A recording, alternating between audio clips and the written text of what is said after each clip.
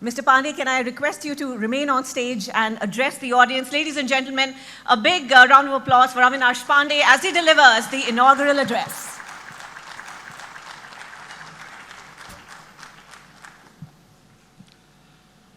Well, it's exactly been a year.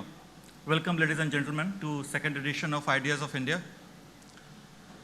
It's a flagship summit where we get together with topmost minds across polity, society, culture, business, and sports to understand where we are today and where can be tomorrow.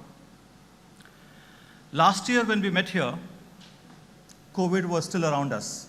I remember last year in this audience, a lot of people were wearing masks. Thanks to a massive, successful COVID vaccine that we rolled out, that today all of us are sitting in this audience without a mask. We survived COVID with the world's second widest vaccine rollout, of course, but the war that started exactly a year ago is still on. Where we are today seems to be on the edge of precipice. Russia's war on Ukraine has turned the world upside down, creating a crisis in energy and inflation. A climate catastrophe is causing unseasonal floods, unnatural drought.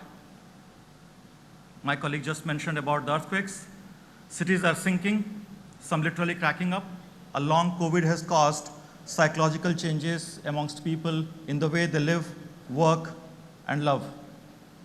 And yet, women in Iran are fighting for their rights to be heard. Seen against all odds, democratic elections are rewarding performing government and throwing out the bad one. People everywhere were falling in and out of love, helping each other and building communities. In the word of Billy Joel, a performer of my vintage, we did not start the fire. It was always burning since the world has been turning. While we are seeing a long war in Europe, economic collapse in the neighborhood, India, as an Indian, we are so lucky and proud that what we have done in tackling COVID, managing economy during this recessionary time, and diligent and ebullient what we are. We are indeed a great civilization and a vibrant democracy. Today, as TV and digital network, we see we are at the cusp of the new era despite all the tyranny of rating that we face. That is my favorite topic and I don't want to digress from there, but yeah. We must, as a network, do what can make our country a better place than what we inherited. Ideas of India Summit is one initiative in this direction. We are covering all our countries, all over the country. What we are focusing on today is the green energy, green development, women empowerment, tech transformation, and we are lucky to be hosting G20 Summit, which we are proudly covering every day. We have 9 assembly elections coming up this year, followed by the general election 2024, in which it is expected that about 1 billion people will be eligible to vote, and many of them, millions of them for the first time. According to IMF, India is slated to account for half of the global growth by 2023.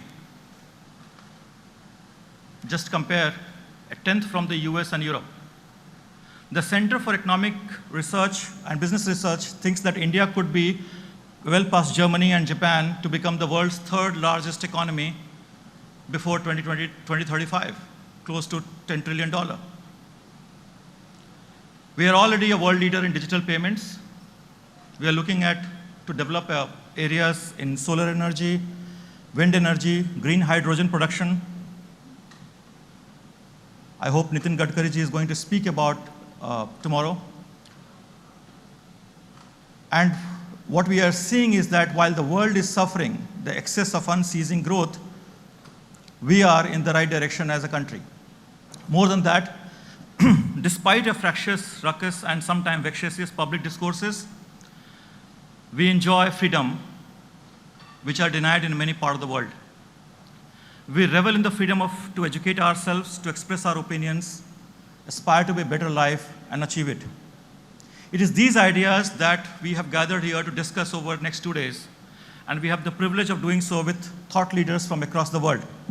We have amongst you former Prime Minister of United Kingdom, who who has shattered all manner of glass ceiling in her political career.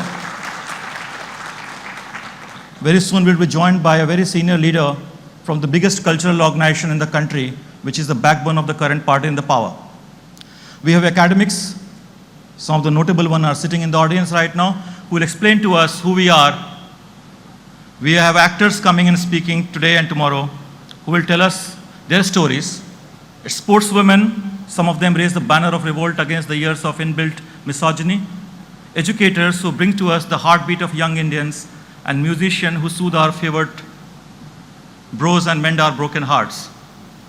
Like last year, we'll also see the fatalities behind frame, the humor that lightens the darkest thought, and humility that the weightiest intellectuals wear like a second skin. At ABP, we are the believer in the ideas of India. We believe in its democracy, in its demographic dividend, in its diversity, in its dynamism, and its dissent. At ABP, we believe in introspection and action. We believe that the idea of dharma is above all. We believe in the many ideas, identities, and incarnation of India. Over the next 2 days, friends, you will hear much more on this from many wonderful people. So enjoy. Let the second edition of the AP News Ideas of India Summit begin now.